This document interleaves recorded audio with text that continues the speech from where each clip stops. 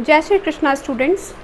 हम लोग micro organisms friends and four chapter कर रहे थे। उसमें हमारा अगला टॉपिक है नाइट्रोजन साइकिल, जो कि हम लोग इस वीडियो में देखेंगे कि नाइट्रोजन साइकिल क्या होती है।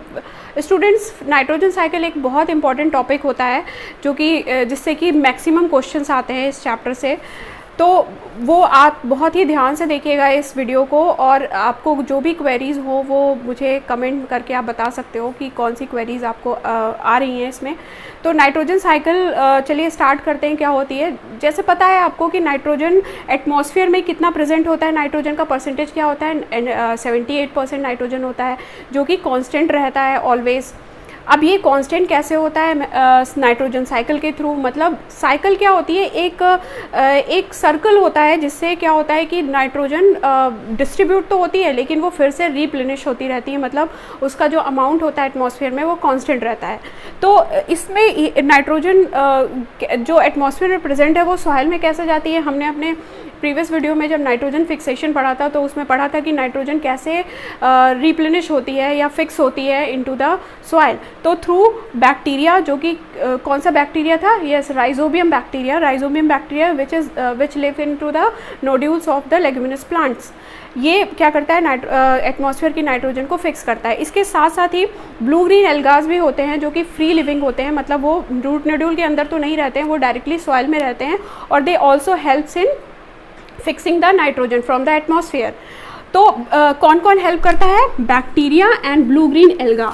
बैक्टीरिया, इसमें एक चीज़ बहुत ध्यान से देखने की बात होती है, जो बैक्टीरिया होता है वो क्या होता है, सिम्बायोटिक रिलेशनशिप में रहता है into the root nodules of plants, leguminous plants. But blue green alga is free living, मतलब वो फ्री लिविंग होते हैं, सॉइल में रहते हैं, बट दोनों का फंक्शन सेम होता है, to fix nitrogen from the atmosphere to the soil. They enhance the amount of nitrogen into the soil. Okay, तो फिर अब क्या होता है, इसके बाद नाइट्रोजन फिक्स हो गई, प्लांट ने नाइट्रोजन ले ली, तो अब नाइट्रोजन का क्या होगा, नाइट्रोजन किस में कन्वर्ट हो जाती है, प्रोटीन में। नाइट्रोजन की जो इम्पॉर्टेंस होती है वो किस वजह से होती है, बिकॉज ऑफ प्रोटीन। जैसे आप सबको पता है कि जो एनिमल्स की बॉडी या फिर जो प्लांट की बॉडी होती है, मैक्सिमम अमाउंट प्रोटीन का होता है। तो ये प्रोटीन किससे बनी होती है, नाइट्रोजन की वजह से। जब आप जो प्रोटीन का आप जब डिटेल्ड स्ट्रक्चर आप पढ़ोगे हायर क्लासेस में, तो उसमें होता है कि जो प्रोटीन होती है it is made up of amino acids. ये अमाइनो एसिड्स क्या होते हैं, अमाइनो एसिड एक चेन होती है NH2 मतलब अमाइनो एसिड कुछ इस तरह से आपका, मतलब it is made up of nitrogen. मतलब इसमें जो मैक्सिमम अमाउंट होता है वो किसका होता है, नाइट्रोजन का। तो नाइट्रोजन किस में हेल्प करती है, synthesis of protein. Means body एक तरह से बहुत वाइटल, जो प्रोटीन होती है it is a vital substance for animals as well as plants. Animals feeding on plants, ये क्या करते हैं, अब एनिमल्स प्लांट में नाइट्रोजन चला गया, वो प्रोटीन बन गई। अब क्या हुआ कि उन प्लांट्स को किसने कंज्यूम किया, एनिमल्स में जो हर्बीवोर्स होते हैं एनिमल्स, वो क्या करते हैं, उन प्लांट्स को खाते हैं और वो नाइट्रोजन उनकी बॉडी में चला गया। ठीक है, प्लांट, तो by this way plant gets nitrogen. Okay, अब क्या होता है कि जब प्लांट और एनिमल दोनों की डेथ होती है, because both are living organism, तो कभी ना कभी डेथ होगी। तो जब डेथ होती है then this nitrogen converted into nitrogenous waste, मतलब वो डायरेक्टली फिर से सॉइल में मिक्स हो जाता है। और सॉइल में पहले से ही कुछ बैक्टीरियाज हैं, फंगस प्रेजेंट होते हैं जो कि उस नाइट्रोजनस वेस्ट को डायरेक्टली फिर से नाइट्रोजन में कन्वर्ट कर देते हैं, और वो डायरेक्टली कहाँ चला जाता है, एटमॉस्फेयर में। तो ये कुछ नाइट्रोजन साइकिल का एक ओवरव्यू था। इसके बाद हम लोग देखते हैं कि नाइट्रोजन साइकिल बेसिकली होती क्या है। ओके स्टूडेंट्स, अब हम लोग देख लेते हैं नाइट्रोजन साइकिल एग्जैक्टली होती क्या है। तो आई थिंक आप लोग हाफ नाइट्रोजन साइकिल तो ऑलरेडी सुन चुके होंगे, देख चुके होंगे, समझ चुके होंगे कि कैसे क्या क्या होता है, नाइट्रोजन फिक्सेशन क्या होता है। तो नाइट्रोजन, एटमॉस्फेरिक नाइट्रोजन जो कि 78% होती है एटमॉस्फेयर में गैसियस फॉर्म में, ये क्या होती है, it is fixed through nitrogen, it is fixed through bacterias and some blue green algas which is present in soil. This process is known as nitrogen fixation. ये नाइट्रोजन फिक्सेशन, इसके बाद क्या होता है कि जो बैक्टीरियाज होते हैं वो फिर उस नाइट्रोजन को कुछ नाइट्रोजनस कंपाउंड्स में कन्वर्ट कर देते हैं। नाइट्रोजनस कंपाउंड मीन्स जैसे नाइट्रोजन डाइऑक्साइड, नाइट्रस ऑक्साइड, ये सब कंपाउंड्स होते हैं जो कि आपको अभी नहीं पढ़ने, डिटेल में आपको हायर क्लासेस में 9th 10th में पढ़ा है। तो अभी आप बस इतना समझ लो कि नाइट्रोजन जो फिक्स हुई है एटमॉस्फेयर की नाइट्रोजन जो फिक्स हुई है सॉइल में, वो क्या होती है, वो डायरेक्टली सॉइल में जाती है और उनको बैक्टीरियाज उनको नाइट्रोजनस सब्सटेंसेस में कन्वर्ट कर देते हैं। अब ये this process you have already studied and you have already understood, but आगे क्या होता है और क्या, मैंने आपको एक और मेथड बताया था जो कि मेथड होता है लाइटनिंग के थ्रू भी जो नाइट्रोजन होती है वो फिक्स होती है एटमॉस्फेयर की नाइट्रोजन। उसमें होता क्या है कि जो एटमॉस्फेयर की नाइट्रोजन होती है वो लाइटनिंग के थ्रू, लाइटनिंग हुई तो ये नाइट्रोजन इस लाइटनिंग के साथ साथ क्या होता है, रेन भी होती है, तो रेन के साथ मिक्स होके नाइट्रोजन पहले तो लाइटनिंग से नाइट्रोजन जो होता है वो ब्रेक होता है इनटू NN, मतलब ये किस में कन्वर्ट हो जाता है, अपने एटम्स में। अब ये जो नाइट्रोजन एटम्स होते हैं वो ऑक्सीजन के साथ या वाटर के साथ कंबाइंड होके डिफरेंट कंपाउंड्स बनाते हैं, नाइट्रोजन डाइऑक्साइड, नाइट्रस ऑक्साइड, ये रेन के थ्रू आके फिर से सॉइल में मिक्स हो जाते हैं। तो इस तरह by this way the nitrogen is fixed. Okay, तो बाय लाइटनिंग तो दो मेथड हो गए नाइट्रोजन फिक्सेशन के, एक through organisms means through microorganisms and another method is through lightning. Okay, अब ये क्या होता है कि नाइट्रोजन ये डायरेक्ट किस में चला गया, सॉइल में नाइट्रोजन प्रेजेंट हो गई। तो I think this you have already understood this, इसमें कोई प्रॉब्लम नहीं होगी। नेक्स्ट आता है कि अब ये जो नाइट्रोजन सॉइल में आई है वो क्या होता है कि उसको प्लांट्स एब्जॉर्ब कर लेते हैं, प्लांट्स एब्जॉर्ब किया और प्लांट्स में क्या हो गया, वो नाइट्रोजन फिक्स हो गई और वो किस में चेंज हो गई, इनटू प्रोटीन, प्लांट प्रोटीन में। अब ये these plants are eaten by animals, मतलब कुछ हेर्बिवोर एनिमल्स होते हैं वो इसको क्या करते हैं, ईट करते हैं, प्लांट्स को ईट करते हैं। तो इससे होता क्या है कि जो एनिमल्स हैं वो उनमें भी नाइट्रोजन आ गई in the form of protein. तो अब प्लांट्स और एनिमल्स में दोनों में प्रोटीन है। इसके बाद अब इन प्लांट्स की डेथ और डिके भी होगी, प्लांट्स और एनिमल्स दोनों की डेथ और डिके से क्या होगा कि जो नाइट्रोजनस वेस्ट है या फिर जो उनकी जो बॉडी है वो डायरेक्टली किस में चली जाती है, वो सॉइल में। और सॉइल में बैक्टीरियाज वगैरह पहले से ही प्रेजेंट है, वो क्या करते हैं, इस नाइट्रोजन को फिर से इस नाइट्रोजन को सॉइल में मिक्स करते हैं और ये इससे directly bacteria turn compounds of nitrogen into gaseous nitrogen and directly goes into the atmosphere.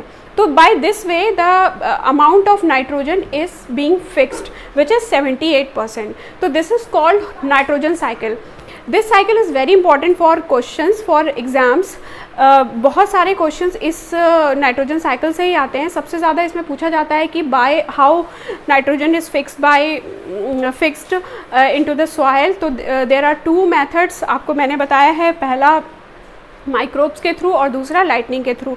तो और फिर उसके बाद ये पूरी आपकी साइकिल है। तो आई होप कि आपको ये पूरी साइकिल समझ में आ गई होगी, इसमें कोई प्रॉब्लम नहीं होगी आपको नाइट्रोजन साइकिल में। अभी आगे हम लोग देख लेते हैं कि कुछ जो क्वेश्चंस इस चैप्टर से रिलेटेड फ्रिक्वेंटली आस्किंग क्वेश्चन होते हैं जो पूछे जाते हैं, उनके बारे में पढ़ते हैं। ओके स्टूडेंट्स, तो हम लोग देख लेते हैं जो एनसीईआरटी में बैक एक्सरसाइज दी हुई है उसके सॉल्यूशंस। तो फर्स्ट क्वेश्चन उसमें दिया हुआ fill in the blank. First है इसमें micro organisms can be seen with the help of. कैसे हम लोग माइक्रो ऑर्गेनिजम्स को देखते हैं, सबसे पहले स्टार्टिंग में ही चैप्टर में हमने पढ़ा था कि माइक्रो मीन्स वेरी टाइनी, बहुत ही छोटे, वेरी वेरी स्मॉल ऑर्गेनिजम्स। तो they can only be seen through microscope. किससे हम लोग देख सकते हैं, माइक्रोस्कोप, मतलब micro organisms can be seen with the help of microscope. तो इसका आंसर क्या होगा, microscope.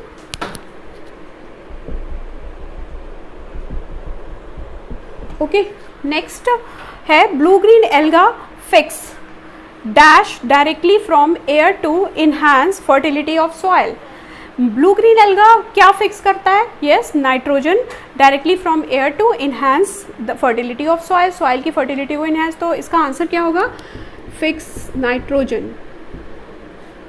Next, alcohol is produce with the help of, मैंने आपको बताया था एल्कोहल कैसे प्रोड्यूस होता है, with the help of a fungi known as yeast. इसका आंसर क्या होगा, yeast. Yeast is a unicellular alga. Next is cholera. Cholera is caused by, cholera एक डिसीज़ होती है जो कि हम जो एनिमल्स मतलब ह्यूमंस में होती है।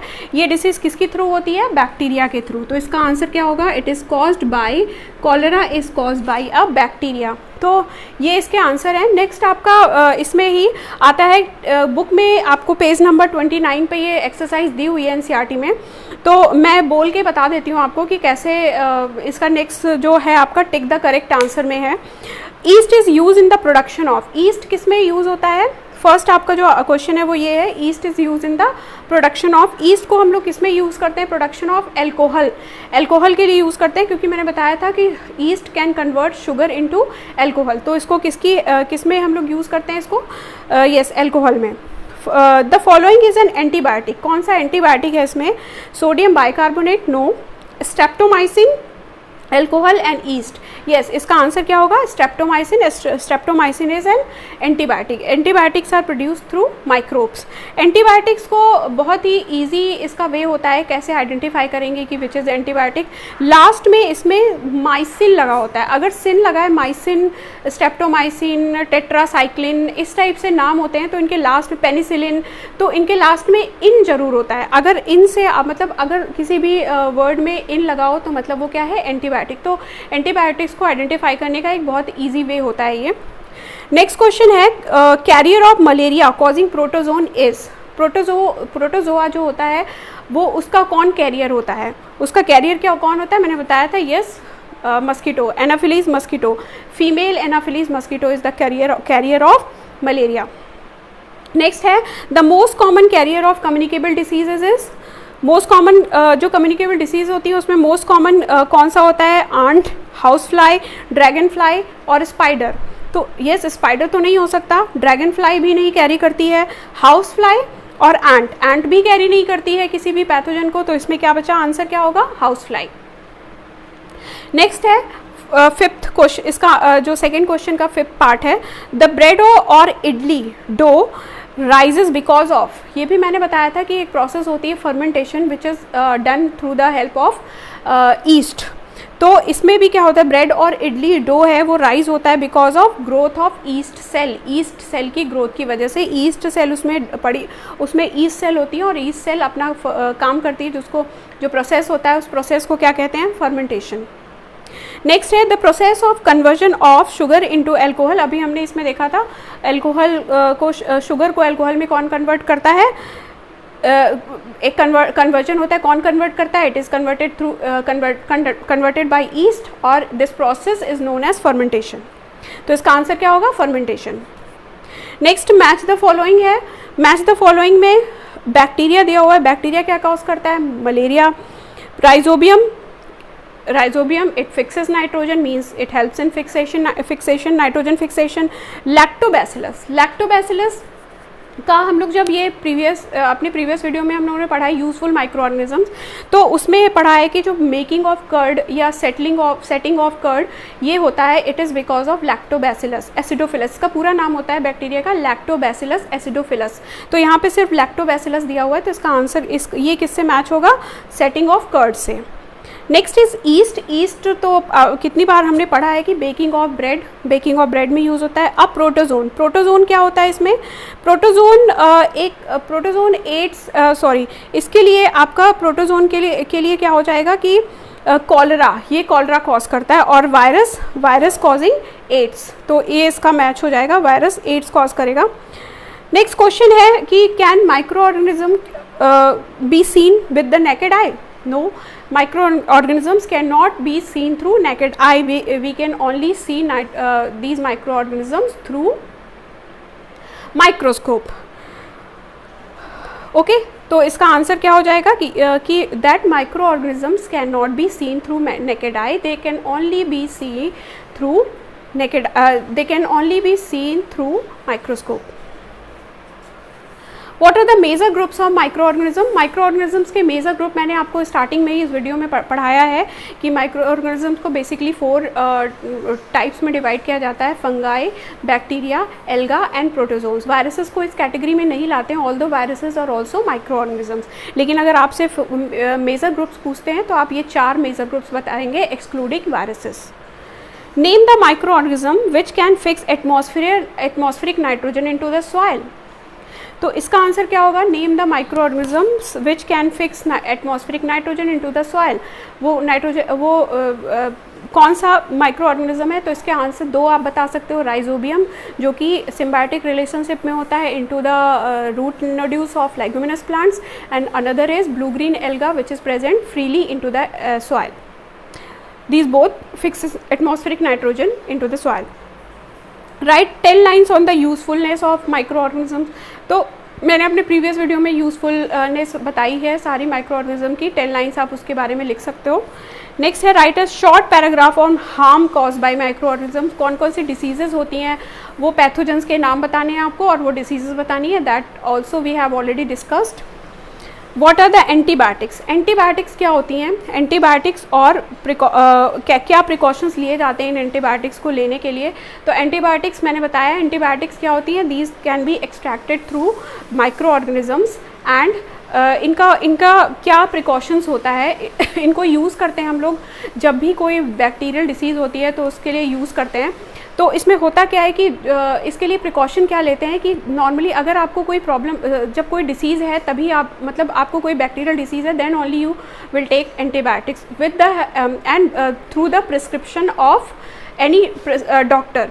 ऐसे ही आप नहीं ले लोगे. अगर आपने नॉर्मली सपोज आपको कोई डिसीज़ नहीं है and you are still taking antibiotics, तो उससे होगा क्या कि आपका इम्यून सिस्टम धीरे धीरे सप्रेस हो जाएगा, मतलब थोड़ा वीक होने लगेगा. कि फिर आपको जब कभी फ्यूचर में अगर आपको वो बैक्टीरिया का इन्फेक्शन हुआ तो फिर आपको वो एंटीबायोटिक आपके ऊपर इफ़ेक्टिव नहीं होगी, आपको उससे ज़्यादा हाई डोज लेनी होगी. तो ये एक प्रिकॉशन होता है कि आप अगर आपको कोई डिसीज़ नहीं है या फिर आपने बिना डॉक्टर के प्रिस्क्रिप्शन के आपने एंटीबायोटिक्स ली हैं तो वो नहीं लेनी है आपको. ओनली कब लेनी है, सिर्फ डॉक्टर के प्रिस्क्रिप्शन के बाद ही.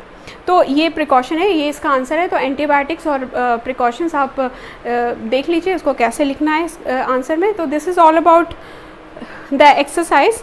कंप्लीट हो गई है एक्सरसाइज. तो ये हम लोग बस इसमें अब नेक्स्ट चैप्टर हम लोग नेक्स्ट वीडियो में अपना करेंगे. तो तब तक के लिए राधे राधे.